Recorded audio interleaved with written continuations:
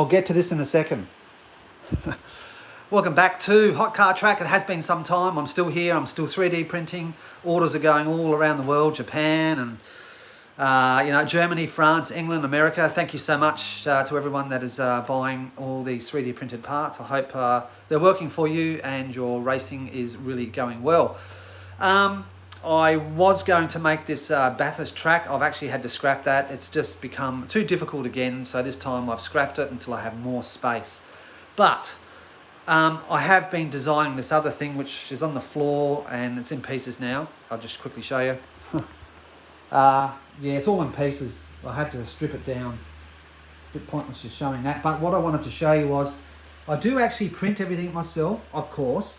And I've been printing these open track, and these are the width of 2 Hot Wheels. I think I've made a video on that. And these take, I think, about 7 to 8 hours. I think I've got a piece up here. Yeah, so these pieces here are 200mm, and they take about, I think, 7 hours, 8 hours to print. It's a long time just for one piece.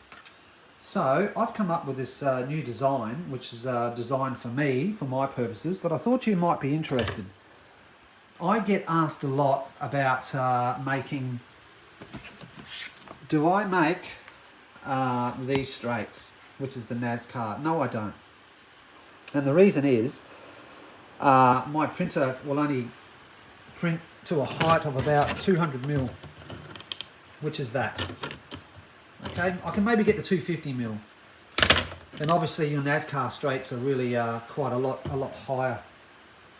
So I don't, and for me to print these and to sell them, the cost would be, you'd be shocked. You'd be able to buy a complete set.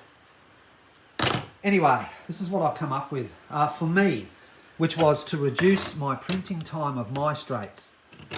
Okay, and what I've done is I printed a frame. So it's a frame. It has 2 openings there to put 2 connectors in on both sides. It's a single frame. It's very strong as this PLA plastic can be. And why have I done this? And it is so I can inlay a piece of board, a piece of cardboard, whatever, into this track. So rather than printing a solid piece of plastic, right? As I say, these are taking me a long time to print, and I've got to print 30 of these. I thought, you know what? I'm going to design the same track piece, but just get rid of the top, and then just inlay it with something. And what I have here is, oh, where did that sticker go? This is the core flute. This is 3mm, and it's just it was just a sheet of core flute, 3mm core flute, core flute or core flute. I think 3D Botmaker made a track out of this stuff. Anyway, in Australia you get this from Bunnings, okay? And this sheet here costs $7. I thought it was quite dear actually, but I just got this for an example. So the whole principle of this is, I just cut a section off, a length, and then I just lay it in there. Right. Sorry, I'm one-handed here. There is my track. I'm done. Ready to race. And it's just a core flute. Right, and then obviously you get another piece. I think this one's got the straight edge, I forget.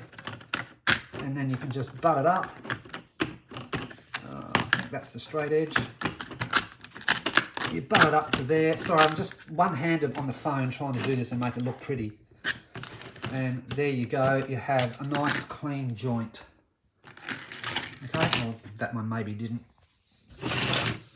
It's a little bit hard when you're one-handed. Yeah, that's a nice clean joint. So, why do I think this is a great idea? Well, you can now swap out whatever track you want on the top. You can use cardboard, you could use metal. I mean, you can even lay 2 Hot Wheels in there if you wanted to. I don't know why you would, but you could. 2 Hot Wheels tracks goes in there perfectly.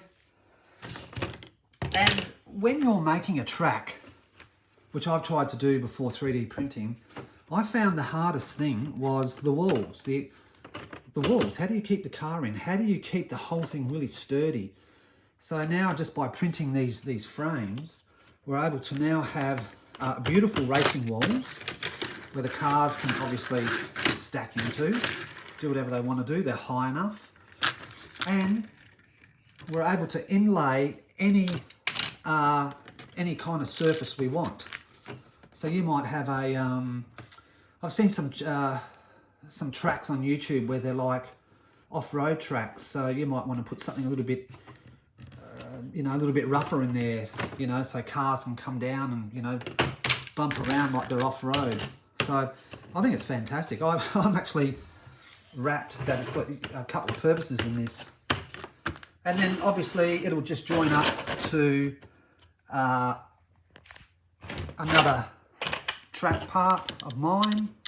If I can get that in there one-handed, it's probably not going to work. No, it's not going to work anyway.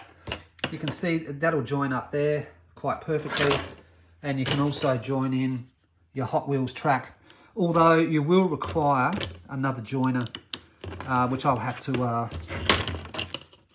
work out. So if you are interested in these frames and you have different surfaces you can put in, you want to put in, this might be something you're looking at, you know, to extend an open lane Hot Wheels. So we go from dual Hot Wheels into open lane, like I'm trying to do here.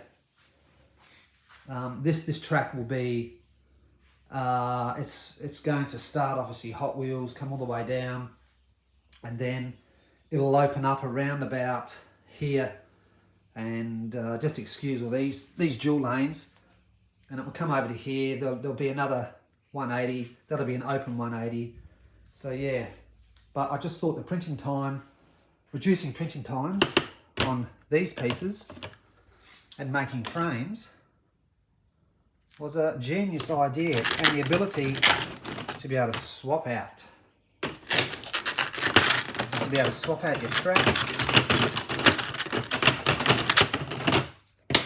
And then you can put something new in there. I don't know, I don't have anything handy, but just imagine you wanted to put something new in there. Imagine that was a piece of wood.